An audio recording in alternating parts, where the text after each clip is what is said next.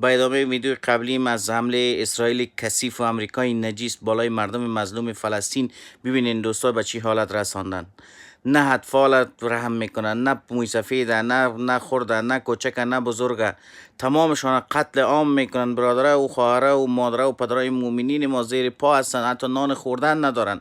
کشورهای مسلمانی، کشورهای اسلامی، رهبرای کشورهای اسلامی که شما ضعف ایمان دارین و از امریکا میترسین، والله قسم در مقابل الله جوابگو هستین روز قیامت که چونین اینا ظلم داره و شما توانایی کمک هم دارین نمیکنین کمک. ما به صفت یک مسلمان حاضر هستم که برم در مقابل اسرائیل جهاد کنم و به شما هشدار میدم که در روز قیامت الله پاک از همتان حساب میگیره، از همتان پرسان میکنه که چرا برادر و خواهرای مظلومتان ازش دفاع نکردین. و تمامتان میگم که جوابگو در مقابل الله پاک هستین.